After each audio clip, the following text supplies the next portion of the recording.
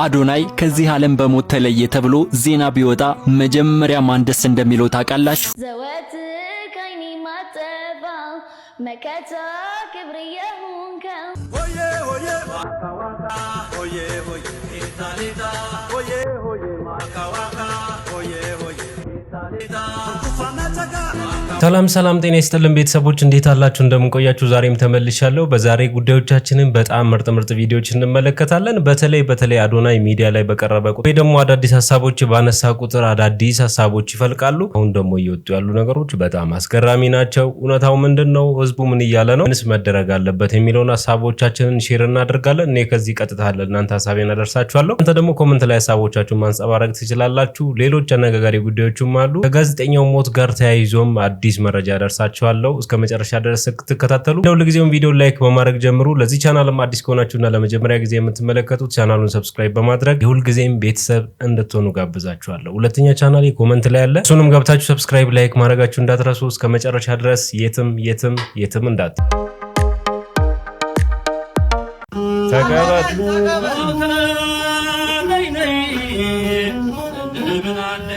ከነደነቴ ነው የምወዳት ከነደነቴ ነው የምወዳት አትርፋ ወንድሜ ሀብታም ነው የሚያገባት አዝማሪ መቀበል ነው በቃ ስራው አትርፋ ወንድሜ የሚገርም ዳላ አይታችሁ ታውቃላችሁ ሚስጥሩን መሰላችሁ በልጅነታቸው መቀመጫቸው ላይ ላትቀለጠና በደንብ ረቁ ይታሻል በላይ ይሄ ነገር በደንብ ሰምቻለሁ ብዙ የሚያደርግላቸው በተለይ እንደው ሚል ዳሌ ከሆነ በበላት ነው ይባላል በበግላት በላት መቀመጫ መቀመጫ ላይ ፈስና በላት እንዴ ማንንም ሳክስ ነው እንደሚሰሙት የምር አብዛኛው ሰው እንደዛ ነው የሚያደርገው እንደዚህ አይነት ነገር የሚባል ነገር የለም የሚያደርገው ደግሞ ከናንተ ጋር ሄሎ ስሚ በቅታሪት ነው ስናፓልሽ እሺ ሄሎ ለምግብነት ነው የፈለግሽው በጉ እሺ ይሁን ስለምፈልግ በላታለ በጣም የምታምሩሽ አሳቀቀኝ እኮ ምንድነው ሄሎ ተበሳክስ እቺ ልጅ አምጣ ሸፋደ ልጅ ወይ አቤት ሸምስዬ ወይ ልፈልግ ነበር እሺ የመችን ባለቤት እዚህ እንደማይቆይ ታውቃለህ አይደለ የለም ፊልድ ምናምን እንደሚል ታውቃለህ ኦኬ ደግሞ በዛ ላይ ደካማ እኮ ነው ደካማ ይለያል በጣም እግዚአብሔር ምን አውቃለሁ እኔ ደካማ መሆኑ ትንሽ ነው በጣም እንደመችም ይዘፈር እኮ ወሬ እኮ ይናፈሳል ሳትሰማ ቀርተህ ነው ደካማ እንደሆነ እንዳልሆነ እኔ በምን ከምን ልተማበረሽ እሺ መቼም በጣም ደካማ ነው እሱ በጣም ድክመት አለበትና ምን ላይ ልሸምስዬ እዛ ጋር ያለችው ግን ታያለች እዛ ጋር ያለው ግን ታያለ አይደለ ደካማ ማለት እሱን እስኪድና ፈለጣለሁ እሱ ሲመጣ አይፈለጥልሽ እኔም ደካማ ነኝ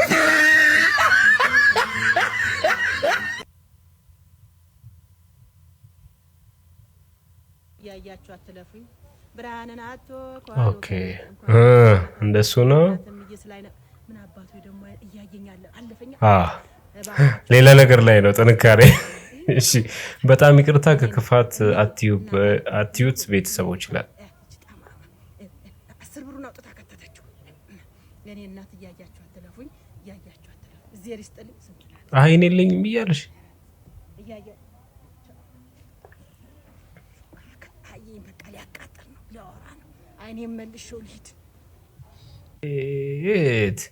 በነገራችን ላይ ይሄ ትክክለኛ አጋጣሚ ነው በማንኛውም አጋጣሚ ልብ ብላችሁ ልመና ስራ ላይ የሚተዳደሩ ሰዎችን ካያችኋቸው እኔ ቦሌ ኤርዘርታው ሸገር አካባቢ የሆነ ቦታ ስራ ነበርና ከዛ የሆነ ሰው ይለምናል እንደ አይነ ስውሩ ነው ማለት ነው ከዛ ምሳልም በላ ከስራ ወተን የሆነ ቦታ ካፌ ቁጭ ብሎ አዞ ይበላልሻል እንደዚህ ሜኑ ምናምን እያየ በጣም ነው የደነገጥኩት ማመን ነው ያቃተኝና እሱ ትዝ ስላስባለኝ ነውና የፍቅር አገላለጽ በምን አገላለጽ ነው ፍቅረኞቻችሁ ልብ ተርክክ የምታረጉት ባንከሮች ወይ ደግሞ የባንክ ሰራተኞች ለፍቅረኞቻቸው የፍቅር አገላለጽ በባንከር ሲገለጽ ነው ዛሬ ደግሞ ይዤላችሁ የመጣሁት እሺ ይድረስ ልብ ሴቪንግ አካውንት ከፍተሽ ፍቅርሽን ዲፖዚት እያደረግሽ ላለሽ ሄዋን ይላል ውዴ የኔ ካሽ ስታምፕ እንዴት አለሽልኝ?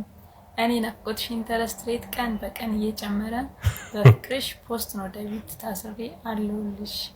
ማሪ አንቺን ሳላይሽ ስውል ለሲያዘኛ ያክል ያስቃዠኛል።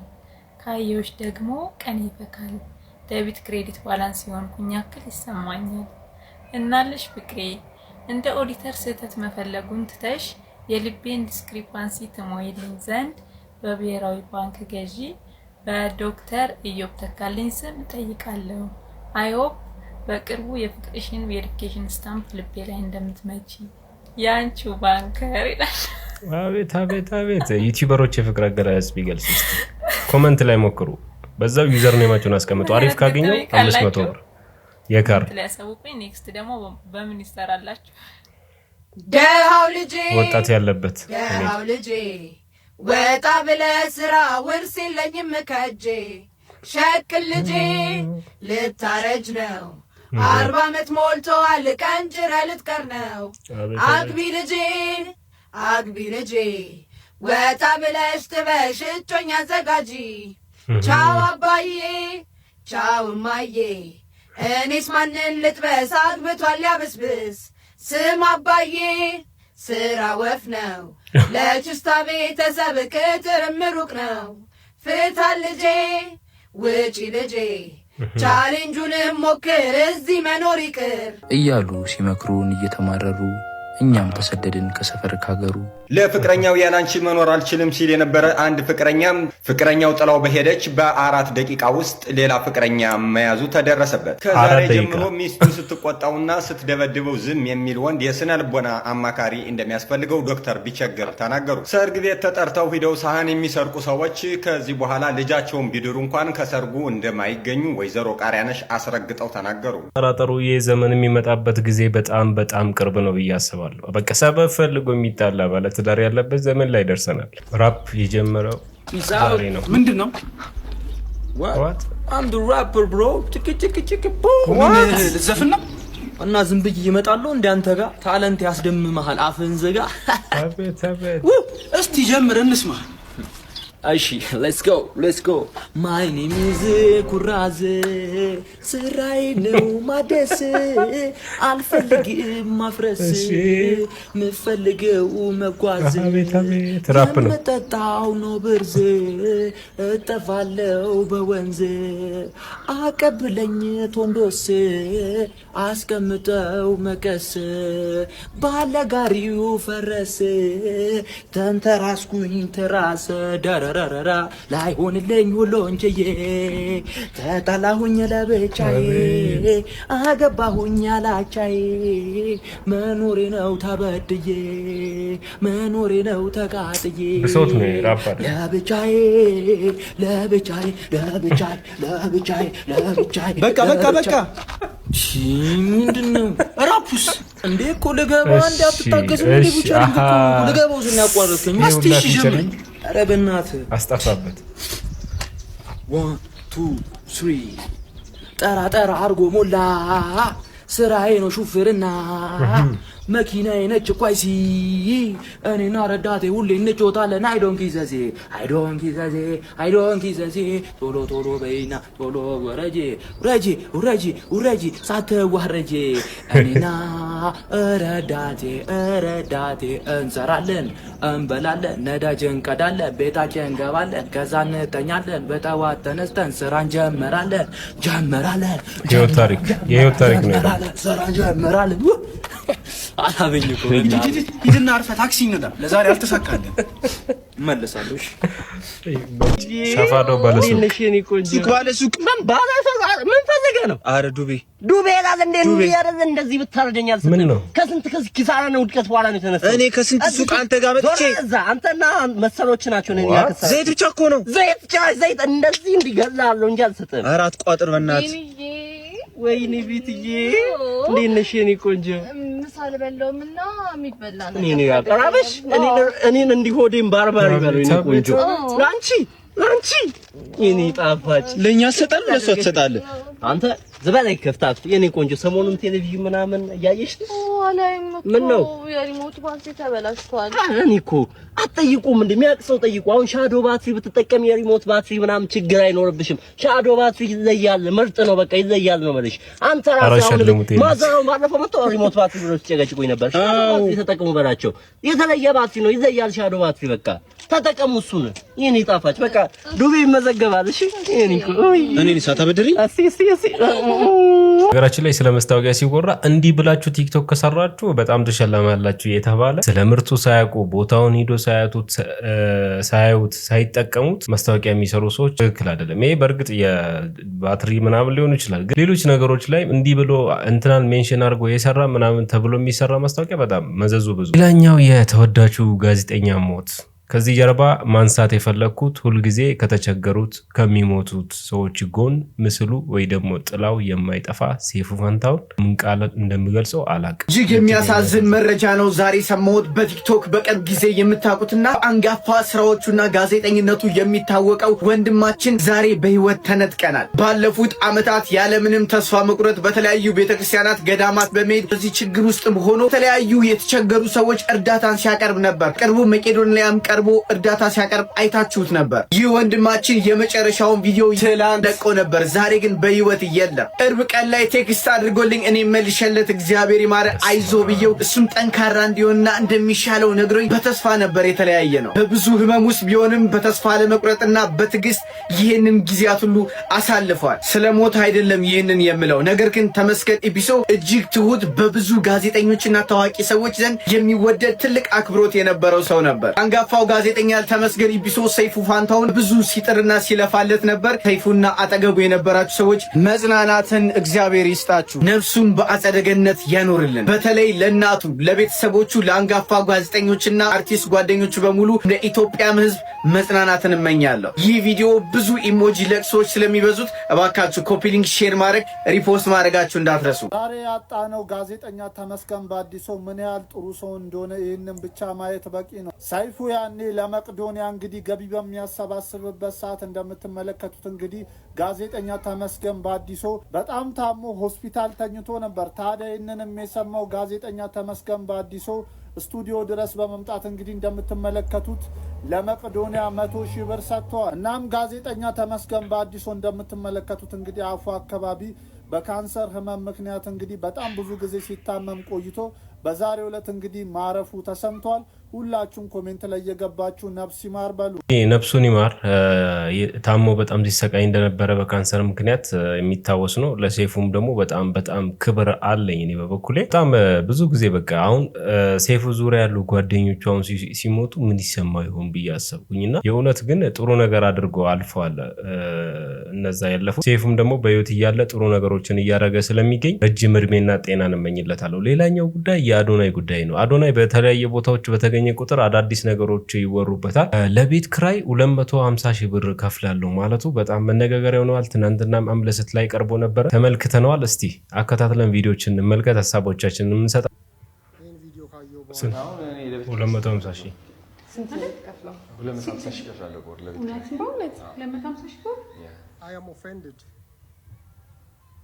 250,000 ማለት ገርሞኛል። በቃ ነገሩ ጋይስ እንደዚህ ይቻላል እንዴ?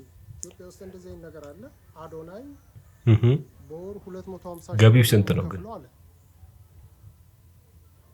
በየወሩ ለቤት ኪራይ 250,000 ብር ከፍላለሁ አለ እንዴ? ጋይስ እየዋሸ ነው እየጎረረ ነው እንዳልን ምንም ዋይ ምክንያት የለውም። ግን የገረመኝ በወር 250,000 ብር ለቤት ኪራይ ማለት በአመት 3 ሚሊዮን ብር ማለት ነው። 3 ሚሊዮን እንዴ! ይሄን ያህል ብር በየወሩ ለቤት ኪራይ የሚከፍል ከሆነ ለምንድን ነው ሪል ስቴት ማይገዛው እንዴ? ቅድመ ክፍያ 400,000 300,000 1 ሚሊዮን ብሎ ምን የመሰለ ቤት ያሳዩ የለ እንዴ? ያን ብር ሰጥቶ በየወሩ አይከፍላቸውም? ትንሽ ብር ወር አዶናይ እየጎረረብን ነው፣ እየፎገረ ነው። ብዙ ሰው 20,000 እና 30,000 ብር ሲከፍል ቤት ኪራይ ብዙ ነው። እስቲ ሀሳባችሁን ስጡ። ገቢው ስንት ይሆናል? በወር 50,000 ብር ሲከፍል ግን ምን ይባላል?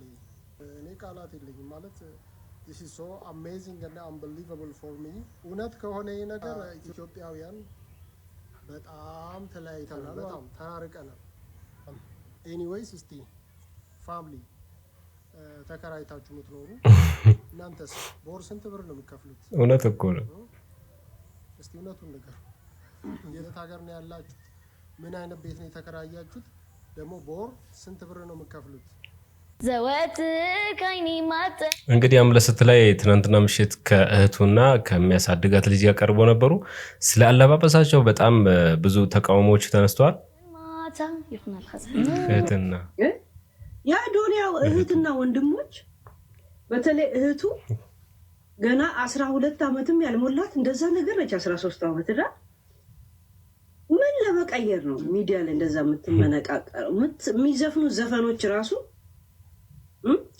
ዘፈኖች ራሱ እንትን ነው የለም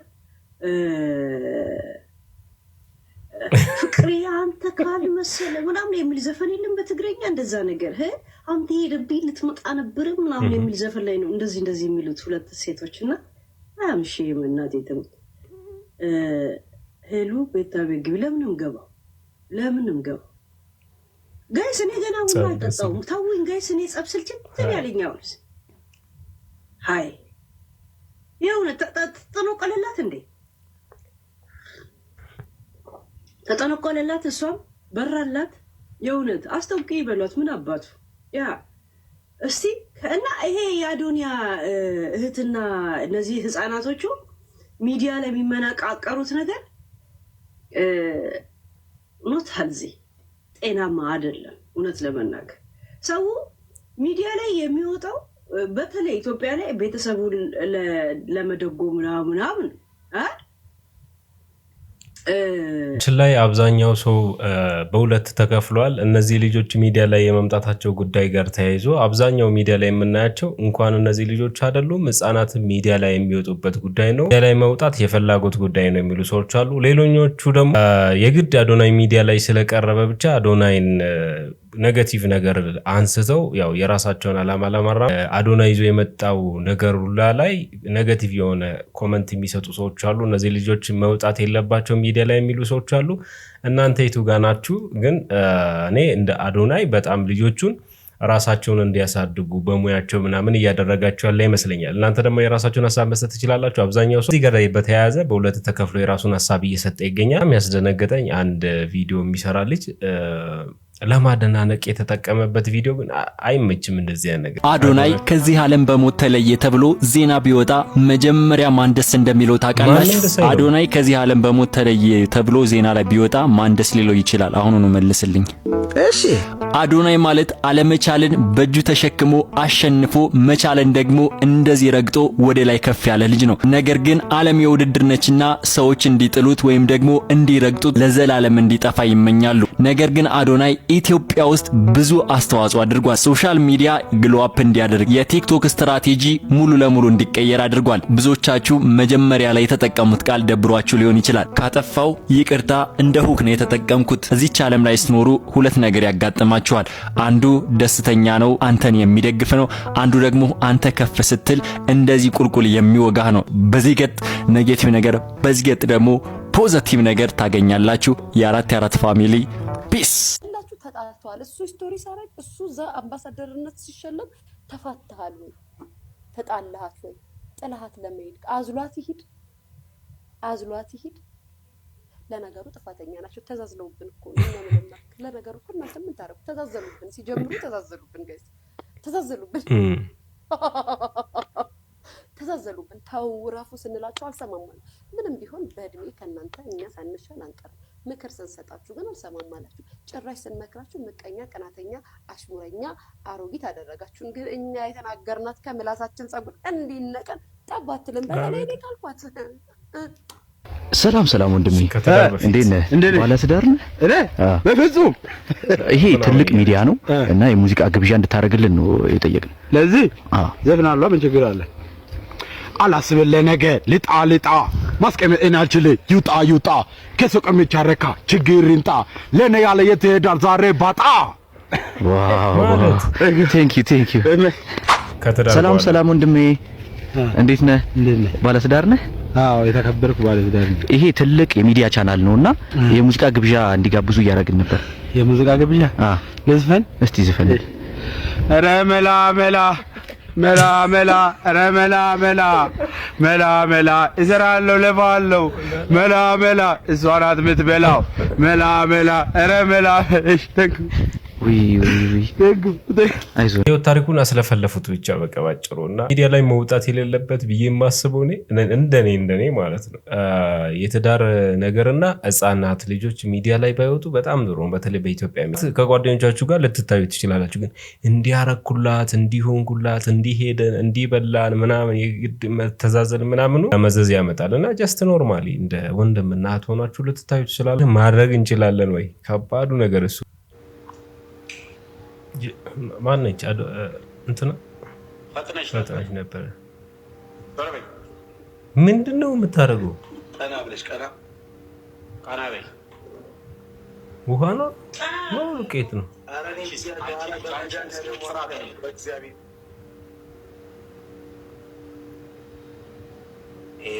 ምንድነው የሆነ ከለር ያለው ነገር ነው? አፈር እዛ ከላይ ውሃዋን ደፋ አርጊ። ኧረ ጎበዝ ተው ቲክቶከሮች።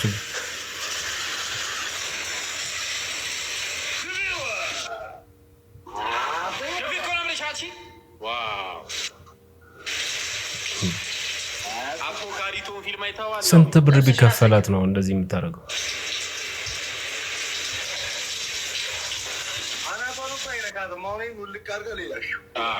ታጣቢ ገና ነው። ሄሎ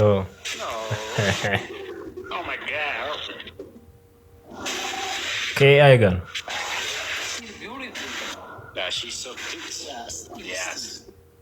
ቤተሰቦች የዛሬ ቪዲዮቻችን እነዚህን ይመስላሉ። ዘናፍታ እንዳላችሁ ቁም ነገሮችም እንዳገኛችሁበት ተስፋ አድርጋለሁ። የሰሞኑ ሙቀት እንዴት ነው ፋሚሊ? በጣም ከባድ ሙቀት አለ። የት ሆናችሁ ነው ይሄን ቪዲዮ የምትመለከቱት? በጣም ከባድ ሙቀት አለ። ሙቀት ይጨምራል ተብሎ ይጠበቃል። አሁን ይሄንን ቪዲዮ በመሰራበት ሰዓት ላይ ራሱ ዜናዎች እየወጡ ይገኛሉ። በጣም አዲስ አበባ ውስጥ ወጣ ብዬ መግባት ኧረ በስመ አብ በጣም ከባድ ሆኗል። ብቻ ራሳችሁን ጠብቁ። ዛሬ ቪዲዮቻችን እነዚህን ይመስላሉ። ላይክ ካላደረጋችሁ ላይክ አድርጉ። ቀጣይ በምርጥ ቪዲዮ እንገናኝ።